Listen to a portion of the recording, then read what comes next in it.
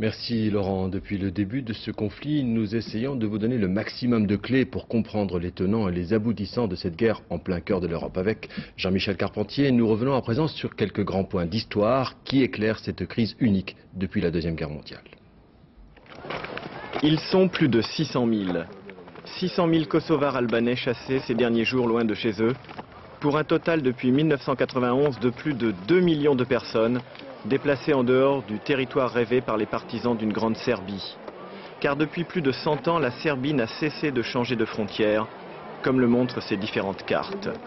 En 1878, deux empires se partagent la région des Balkans, et la Serbie d'aujourd'hui, que l'on voit ici en pointillé, est occupée au nord par l'Empire austro-hongrois et au sud par les Turcs de l'Empire ottoman.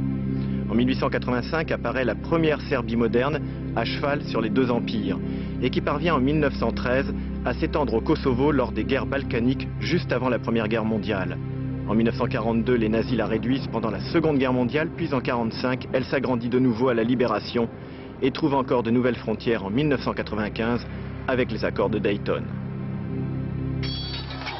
Depuis la bataille du Champ des Merles près de Pristina en 1389, chaque Serbe considère le Kosovo comme le berceau de son peuple. Cette victoire turque marque le début de l'Empire ottoman. Apparaissent alors au fil de l'histoire les premiers déplacements de population. Ça a commencé en fait au XVIIIe siècle avec la reconquête de certaines régions de Croatie et de Dalmatie par les Autrichiens et par Venise. Ça a continué au XIXe siècle avec l'indépendance de la Grèce, de la Serbie et leurs agrandissements. Chaque fois ils ont chassé les populations musulmanes. Ça a continué pendant les guerres balkaniques. Ça a continué pendant la Première Guerre mondiale. Car à peine les deux empires ont disparu que Serbes, Croates, Slovènes, Bosniaques, Bulgares, Albanais se déchirent. Des centaines de milliers de personnes sont chassées de chez elles et en 1918, le traité de Versailles crée le premier royaume de Yougoslavie.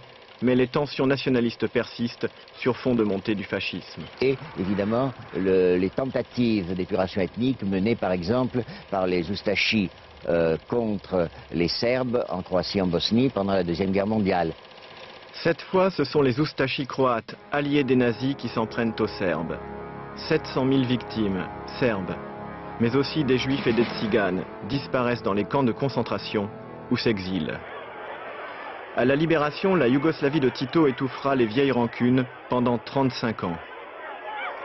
Mais à sa mort, en 1980, les haines ethniques et religieuses ressurgissent, comme en 1981 avec des émeutes au Kosovo et dans la foulée l'arrivée au pouvoir de Slobodan Milosevic, prêt à tout pour fonder la grande Serbie mythique. On connaît la suite. Jamais encore on n'avait eu un processus aussi radical, aussi systématique et aussi rapide que ce qu'on a maintenant. Nous sommes passés malheureusement à l'ère moderne du nettoyage ethnique.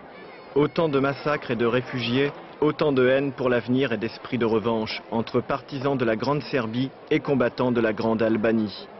Cette nouvelle guerre du Kosovo n'est sûrement pas la dernière si l'on ne parvient pas un jour à dessiner des frontières acceptées de tous.